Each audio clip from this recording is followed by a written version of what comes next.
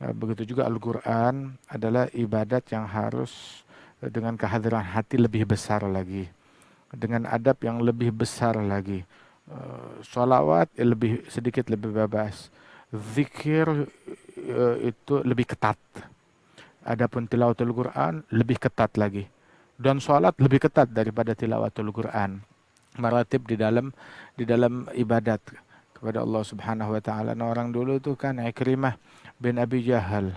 Begitu juga tabi'in ada sahabatnya Abdullah bin Mas'ud, Rabi bin Khaytham, ketika dia memegang mushaf Al-Quran, baru megang belum baca. Maka dia histeris menjerit, kalam Rabbi, kalam Rabbi, kalam Rabbi. Ini firman Tuhanku, firman Tuhanku, firman Tuhanku. Dia histeris sampai pingsan.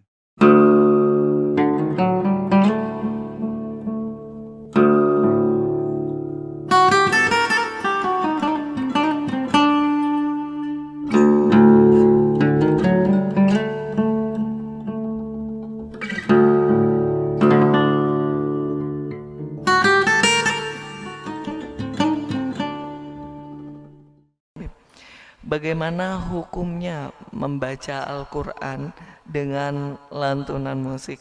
Apakah boleh seperti itu, Habib?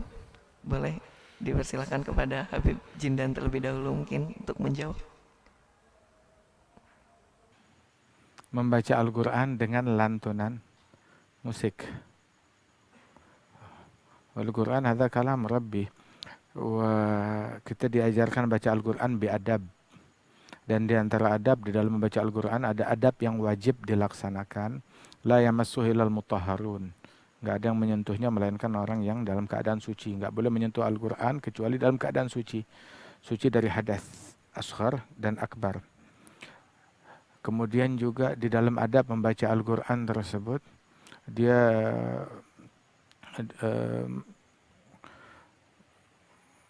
tidak boleh menyentuh, memegang Al-Quran tersebut kecuali suci dari hadas.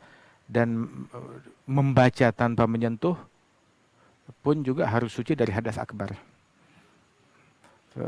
Kemudian juga diajarkan membacanya itu ketika seorang berzikir, biadab wafir, wagalab hadir,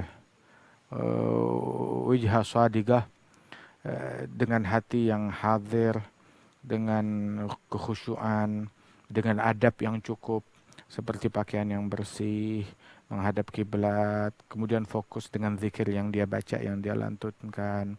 Sebab al-hudur ruhul ibadah. Faman khalat ibadatuhu anil hudur, fa ibadatuhu haba'un manthur. Barang siapa yang ibadatnya sunyi dari kehadiran hati, maka ibadatnya sia-sia dan hilang begitu saja. Kemudian juga kehadiran hati adalah ruh dari setiap ibadah. Termasuk salat, kullu salatin la yahdhur fiha al-qalb fahiya ila al-'uqubati asra'. Tiap salat yang di dalamnya enggak dihadiri oleh hati lebih dekat kepada hukuman dibandingkan kepada pahala dan imbalan dari Allah Subhanahu wa taala. Begitu juga Al-Quran adalah ibadat yang harus dengan kehadiran hati lebih besar lagi, dengan adab yang lebih besar lagi. Sholawat lebih sedikit lebih bebas, zikir itu lebih ketat. Adapun tilawatul Quran lebih ketat lagi. Dan sholat lebih ketat daripada tilawatul Quran. Maratib di dalam ibadat kepada Allah Subhanahu wa taala. Nah, orang dulu itu kan Ikrimah bin Abi Jahal. Begitu juga tabi'in ada sahabatnya Abdullah bin Mas'ud, Rabi bin Khaytham, ketika dia memegang mushaf Al-Quran, baru megang belum baca. Maka dia histeris menjerit, kalam Rabbi, kalam Rabbi, kalam Rabbi. Ini firman Tuhanku, firman Tuhanku, firman Tuhanku. Dia histeris sampai pingsan ketika membacanya. Hadal adab, ada ta'zim, belum baca adabnya udah luar biasa, khusyuknya udah luar biasa. Kan Al-Imam Al-Hasan Al-Basri beliau mengatakan, saya berjumpa dengan generasi di atas saya. Kalau mereka membaca satu ayat di malam hari, mereka ulang-ulang satu ayat tersebut, bebekas sampai seharian. Paginya kelihatan mukanya, oh ini bekas tahajud semalam, baca satu ayat Al-Quran ngebekas.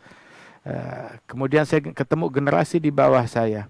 Malam baca bukan satu ayat, Quran dari awal sampai akhir dia baca, tapi siangnya nggak bebekas apapun. Oh, sekarang generasinya kita bukan lagi berbekas, baca juga enggak. Nah, dan apalagi membacanya tanpa adab yang cukup. Kita sekarang wa niyatun wal gaulu thumma al amalu bi ghairi wifqi sunnatin la tuqbalu. Niatnya bagus, ucapannya bagus, kemudian juga perbuatannya bagus, enggak sesuai dengan yang dicontohkan oleh Nabi Muhammad, bagaimana mau diterima oleh Allah Subhanahu wa taala? Mutaba'ah, peneladanan terhadap Rasul sallallahu alaihi wasallam. Kita baca Quran bukan ngikutin hawanya kita. Berapa banyak orang yang baca Quran, Quran melaknat dia. Jadi ada adabnya, ada tata keramanya. Bacalah Al-Quran seperti engkau melihat gurumu membaca Al-Quran. Kita baca Quran seperti ngelihat ayah kita, guru kita baca Al-Quran. Mereka baca Quran seperti ngelihat gurunya membaca Al-Quran. Dan terus begitu sampai kepada Rasulullah Sallallahu Alaihi Wasallam. Sampai Nabi memberikan sertifikasi kepada Abdullah bin Mas'ud. Man arada an yagra al-Qur'an tariyan kama unzil falyagra ala qiraat ibni ummi abd. Yang mau baca Al-Quran seger, seolah-olah fresh seperti baru diturunkan, maka bacalah dengan metodenya Ibn Ummi Abd, Abdullah bin Mas'ud. Baca metodenya Abdullah bin Mas'ud, baca metodenya Ali bin Abi Thalib, baca metodenya Umar bin Al-Khattab, baca metodenya Al-Hasan Al-Basri, baca metodenya Imam Abdurrahman Segaf yang menghatamkan Quran siang 4 kali, malam 4 kali. Baca metodenya Muhammad bin Hasan Jamalul Lail yang kalau dia baca Al-Quran merasakan di dalam lidahnya itu seperti ada rasa madu dan susu. Bukan baca Quran, ini metode siapa yang dia baca? Ya, bismillah. Masya Allah. Dan dari Habib Hasan mungkin ada tambahan? Sangat sempurna ya. Juga Al-Quran itu ada i'jaz. Kalam Allah Subhanahu wa taala tidak sama dengan syair-syair yang ada. Jadi kita dengar dari guru-guru kita diharamkan membaca Quran dengan lahan atau dengan musik yang menghilangkan karamah Al-Quran. I'jaz Quran sebagai kalamullah yang tidak tertandingi dengan syair-syair dan bait-bait yang lain. Kalau ini bisa hilang kemuliaan ini karena musiknya, karena lagunya, maka ini diharamkan. Seperti yang kita dengar beberapa waktu yang lalu, membaca Quran dengan lahan Jawa. Kemarin beberapa tahun yang lalu kita dihibohkan ada bacaan Quran dengan lahan Jawa seperti Jaipongan atau apa. Maka dijawab oleh guru kita seperti itu, kita tidak ada larangan membaca Quran dengan lahan apapun, dengan catatan dalam tanda kutip tidak merendahkan Al-Quran itu sendiri. Kalau ada kesan menghilangkan karamah Quran, menghilangkan kewibawaan Quran, maka itu haram.